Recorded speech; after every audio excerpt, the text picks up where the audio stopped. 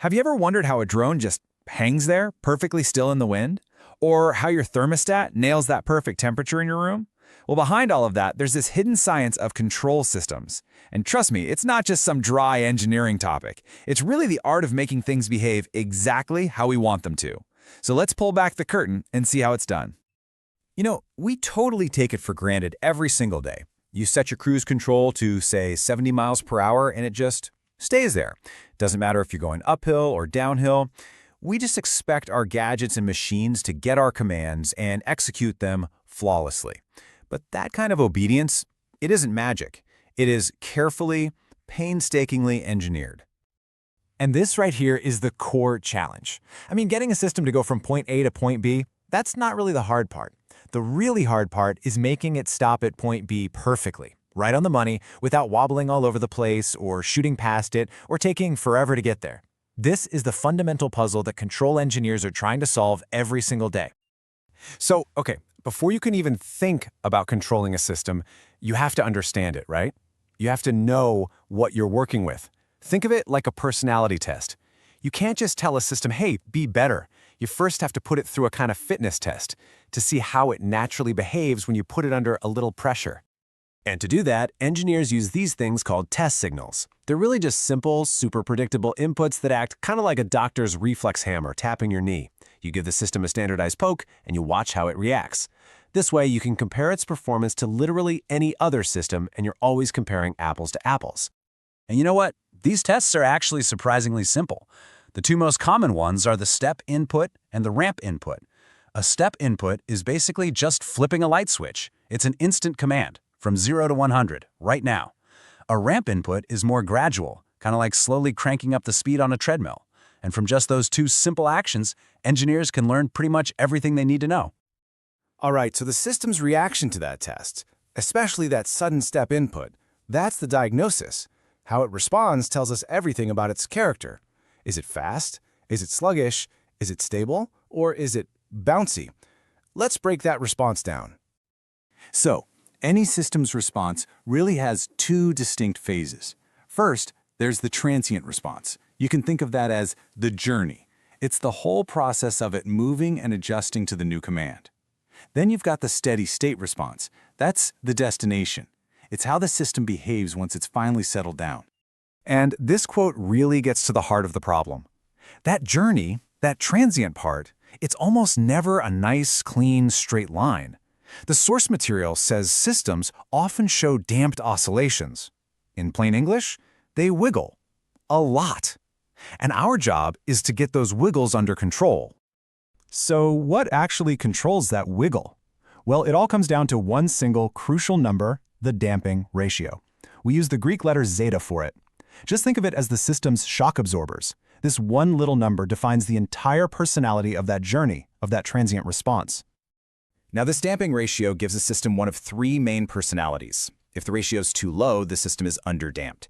It's fast, yeah, but it completely overshoots the target and bounces around like crazy. If it's too high, it's overdamped, super cautious, no overshoot, but painfully slow. The holy grail, the absolute sweet spot, is to be critically damped. That's the fastest response you can possibly get with zero overshoot. It's perfect. And to get even more precise, engineers measure this performance using a few key stats. Rise time, that's all about speed. Maximum overshoot, well, that measures the bounciness. Settling time tells us how long it takes for the system to finally calm down. And steady-state error, that tells us if it even got to the right destination in the first place. Okay, so we've run the tests, we've diagnosed the system's personality. Now for the really fun part. How do we treat it? How do we actually adjust its behavior to get that perfect, critically damped response we're looking for? Well, this is where we bring in the engineer's tuning knobs. The most famous tool for this is the PID controller. It's got three parts that work together. First, you have proportional, or P. That's the muscle. It looks at how far off you are right now and pushes back proportionally. Then there's integral, or I. That's the perfectionist. It looks at all the past errors added up over time to get rid of that tiny little final error. And finally, you've got derivative, D. That's the fortune teller. It looks at how fast the error is changing to predict the future and hit the brakes before you overshoot. So here's the magic. By carefully blending these three actions, the P, the I, and the D, An engineer can take pretty much any wobbly, sluggish, badly behaved system and tune it into something fast, precise, and incredibly stable. It's like a total transformation. So, it sounds like perfection is totally achievable, right? Just tune the PID controller and you're done. But is it really?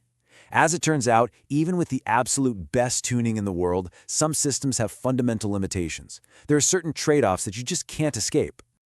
The source material explains that a system's basic design gives it a type, and this type number is all about how many components it has inside that naturally accumulate value over time, things called integrators. This number basically dictates how well the system can handle different kinds of commands without messing up. And this table shows you exactly what those limits are. Look at a Type 0 system. It can handle a sudden command, sure, but it will always have a small final error. But ask it to follow a gradually changing command, like our treadmill ramp, forget it. The error just grows and grows forever. It completely fails. To follow that ramp with just a small, constant error, you need at least a Type 1 system. And to follow it perfectly, with zero error, well, for that you need a Type 2 system. And this really brings us to the main takeaway here. Control engineering isn't about finding one single perfect solution. It's always a balancing act. You might want a system that responds super fast, but that usually means you have to accept a little more overshoot. Maybe you want perfect accuracy, but that could make the whole system less stable. It is all about making smart trade-offs for the specific job you need to do. So I'll leave you with this thought. Next time you're driving, think about your car's cruise control. Would you rather it snap back to speed instantly, even if it might pop over the speed limit by a mile or two for a second? Or would you prefer it to be incredibly smooth, never overshooting, even if that makes it feel a little sluggish? There's no single right answer. It's a real engineering trade-off that you're living with every single day.